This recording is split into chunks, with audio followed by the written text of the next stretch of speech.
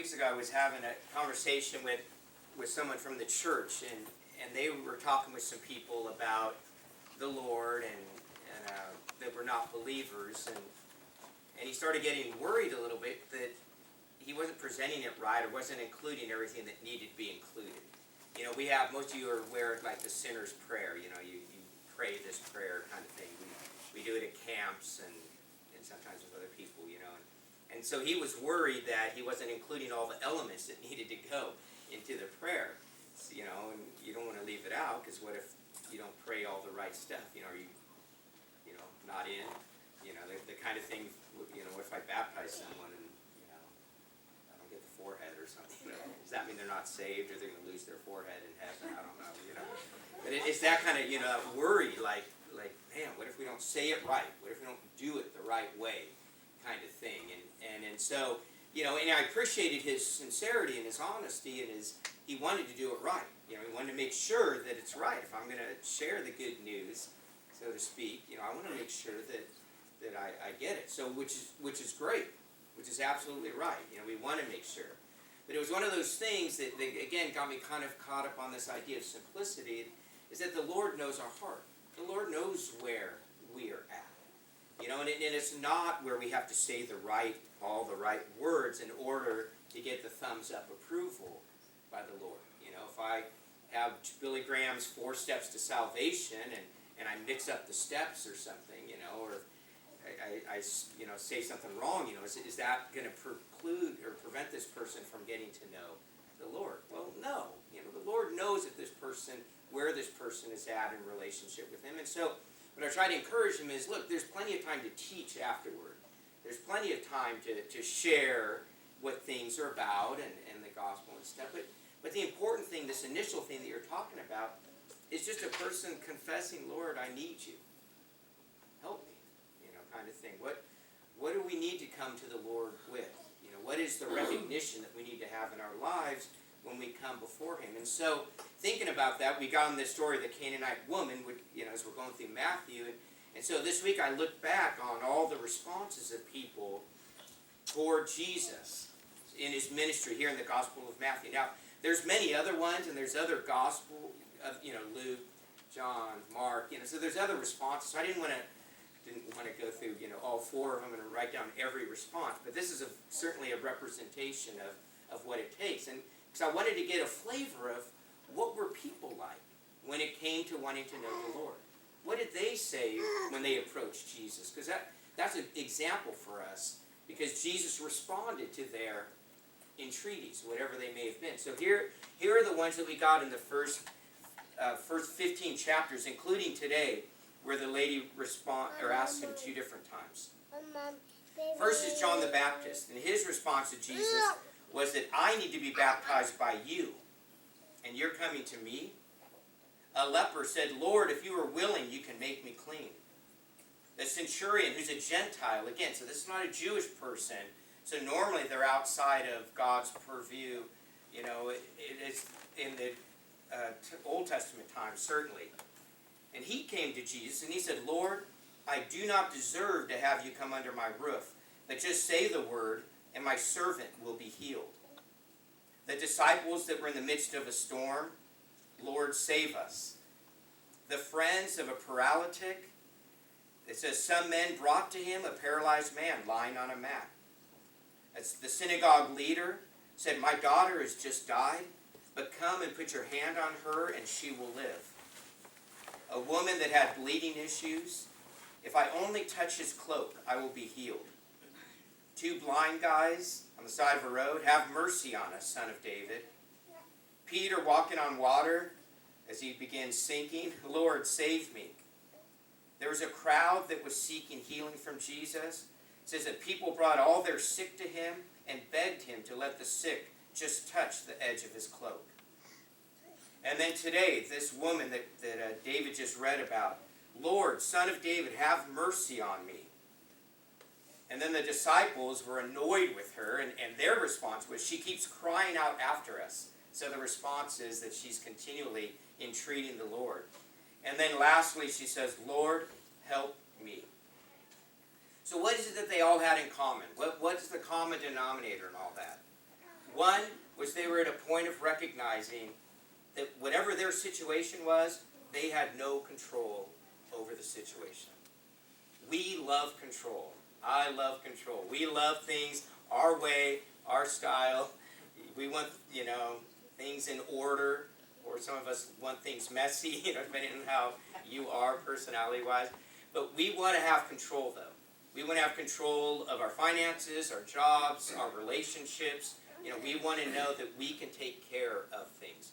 And it's harder for some of us than others to recognize that we don't have control over some of that stuff. And sometimes it's very painful to learn that lesson when all of a sudden the things that you thought you had control over, all of a sudden you don't.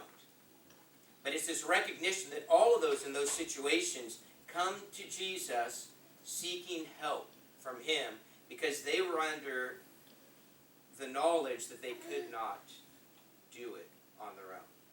So there was this sense of helplessness that they are coming to the Lord. There was this awareness, and we can call it faith, this awareness that Jesus, this person that they're visiting right now, that they're going to, has the answers to whatever the problem is that they have. They believe that He can be that person. Now, He may very well have been the last option, but still, He was the option. The Canaanite woman, for instance, remember, they're not Jewish people. In the Gentiles of that day, like if something was going wrong, like this lady, this daughter that was demon-possessed, they would go to magicians, they would go to exorcists, they would go to, whatever to try to find healing. Witch doctors, whatever, and was unable to find satisfaction or healing for the daughter, so she turns now to Jesus.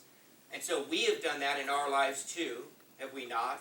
Turned to different things or different people in hopes of getting something solved, and many times God is almost a last resort sometimes. We've learned the hard way to finally come before Him and say, okay, I've done all that I can do.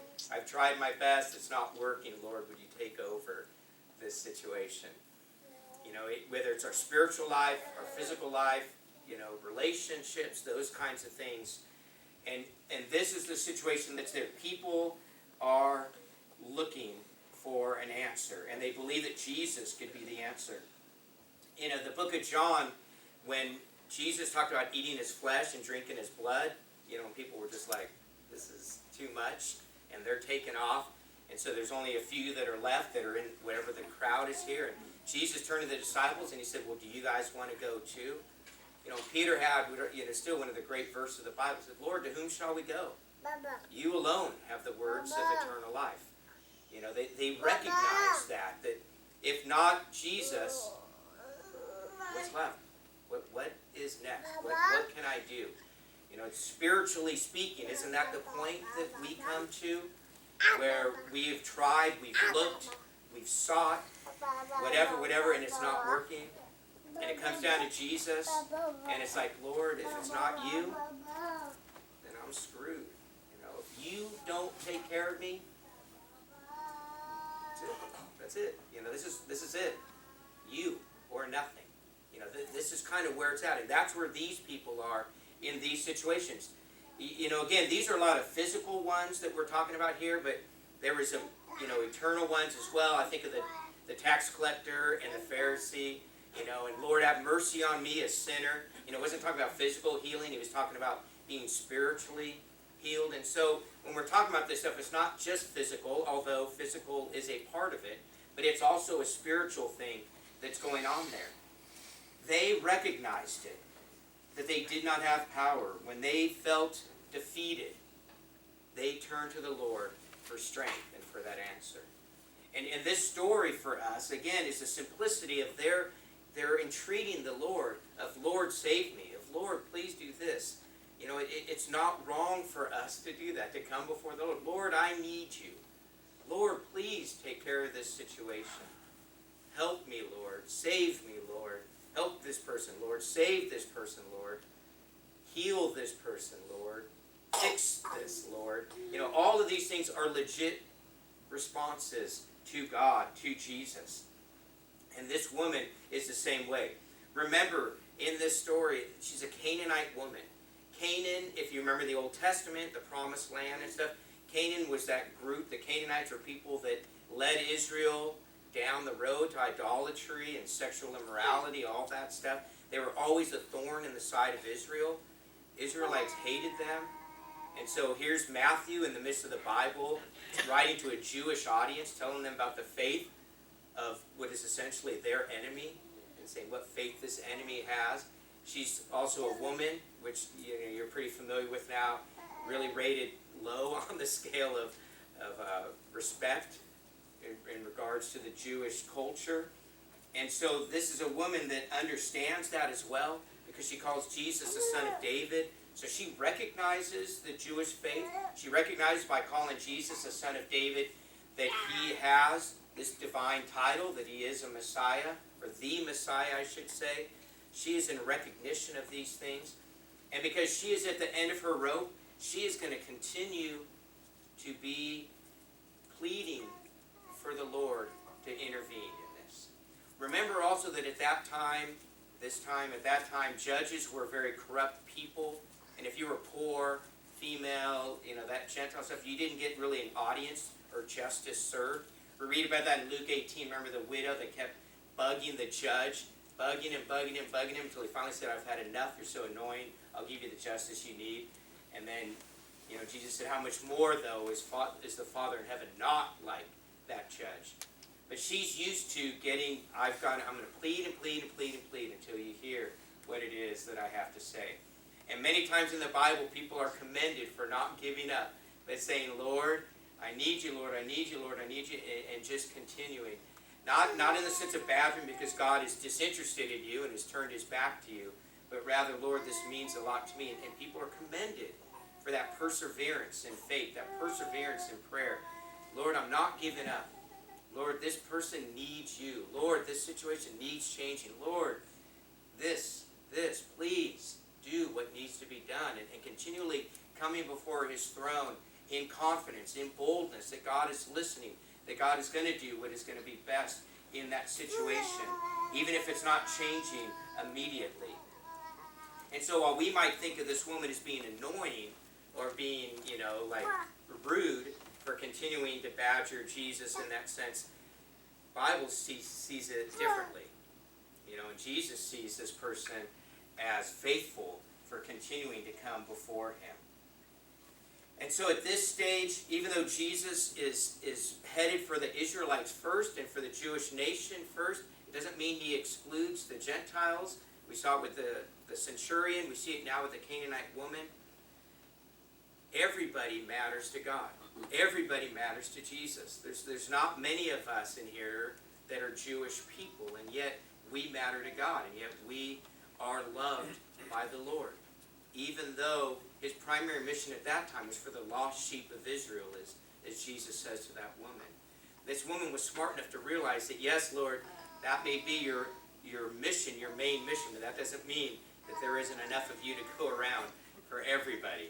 And so hence this idea of, hey, let the children eat the food, but even the crumbs fall to the table. There is enough of God for you, there's enough of God for me, there's enough of God for everyone because of his love that he has for us.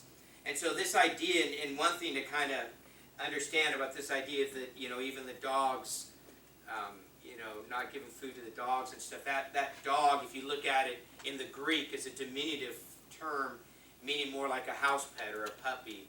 In other words, when the Jewish people called Gentiles dogs, it was not flattering, it was not complimentary, it was very much a slam. But the term Jesus uses here for dog is not the same as the Jewish people use for the Gentile.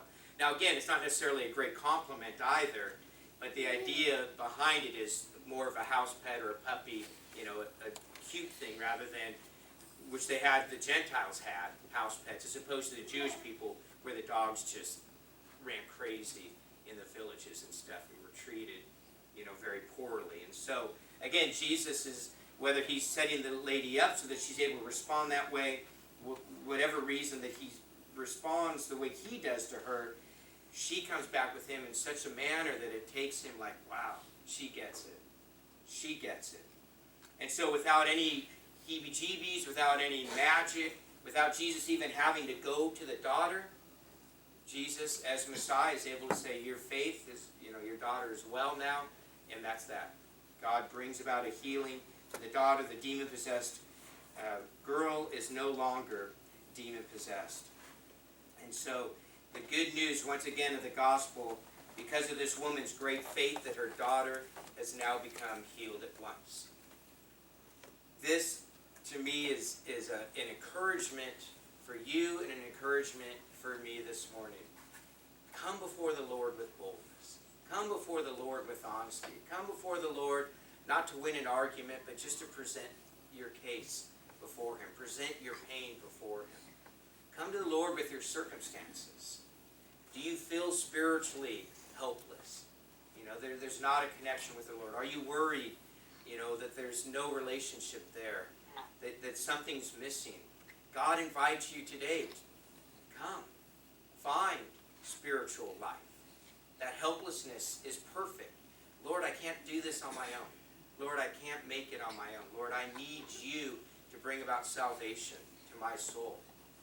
That's what the Lord is looking for, yes, and He brings it without rejection. Come to me, I will bring you salvation. Lord, save me. Okay, I will save you. That's the beauty of God, His all-encompassing love. So we can come before Him this morning and say that, Lord, I'm helpless. Some of us today are in situations where we are helpless. Loved ones that are struggling, loved ones that are just not making it. You feel like you're not making it. You feel like you're struggling. You're helpless. You feel out of control. You're in a situation that's bigger than you are. Come with the same attitude as those people that were listed in the first 15 chapters of Matthew. Lord, save me. Lord, help me. Lord, take care of this situation. I recognize fully I cannot change this. I cannot bring about the desired outcome. Lord, you have to be the one to do this. It's an emotional, powerful, simple prayer that the Lord honors, that the Lord takes, and the Lord is able to move in. Again, it doesn't always mean that He fixes the situation. There are times that He wants us to go through those situations. There's value in our trials and tribulations at times. God sees the end result and the importance that what happens in the middle either needs to be taken care of or does not need to be taken care of, because He understands the ultimate outcome of that situation. And so again, that's why we don't say, Lord, I want you to do this and this and this, and Lord, talk to them about that bad attitude that they, and the greed, and we tell God what they need to hear according to us. Rather, we just become before the Lord like that, just that honesty. Lord, save them. Lord, help them. Lord, save me. Lord, help me. And let God worry about the details in the situation. But I know this morning, I know there are struggles that are going on with us, physically, mentally, relationally, spiritually, that are there that you're just wanting God to take care of. And this morning I encourage you to go before Him to take care of those things. To finally say, all right, Lord, I release so-and-so to you. Lord, I release my control to you. Lord, I release my pride to you. Lord, I release my stubbornness to you. I release my bitterness to you. I release the unforgiveness that has a hold on me and this other person to you. Lord, this is yours now. Help me, Lord, and help them. It's honest, it's raw, it's powerful. I loved looking back on this stuff. It just was not a complicated thing. It's hard to do and it's hard to release. I'm not saying that, but I am saying that just the fact that we don't have to present briefs to a judge that's going to decide whether we're worthy or not, but rather we just come before Him boldly, humbly, and just say, Lord, please, that's enough. That's enough. And so this morning, whatever that situation that you're in this morning, whatever that situation that I am in this morning, can we just come before the Lord? Whether it's our spiritual lives, our mental, physical, emotional lives, can we come before Him and just say, Lord, help me. Lord, please take care of this. Please move in this, Lord. And let that be enough. And then watch Him work. And in those situations.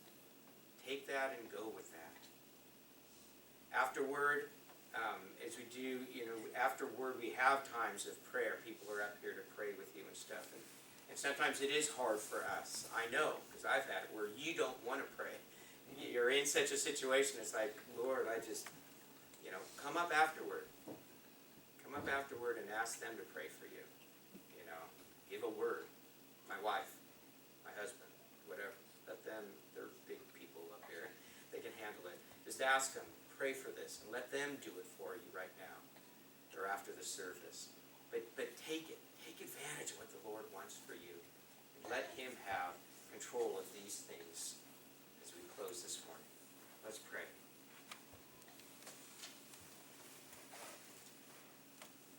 Father, thank you for your favor toward us, your acceptance of us, your love of us. The Father, even like little children that don't even know sometimes what to say, but just to kind of throw ourselves at our parents. Lord, that's where we're at different times. And I know this morning that there are some here that are in that boat.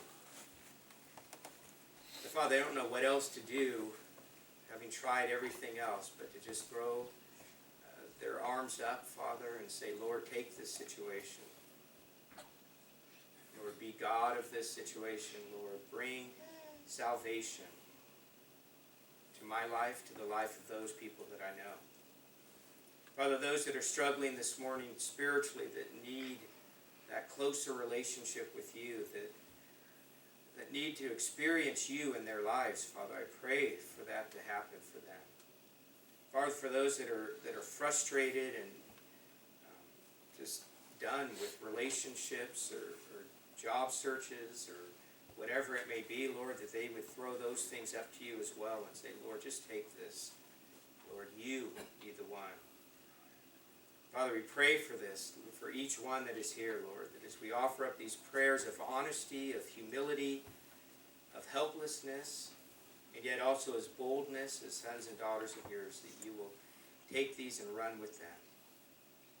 Father, thank you for your goodness to us. Father, thank you for your faithfulness to us. And Father, thank you that you will do what is going to ultimately be best in our lives. So Father, we love you. We lay down these situations, our lives before you, Father, and look to see your response in them. Thank you again, and it's through Jesus that we pray.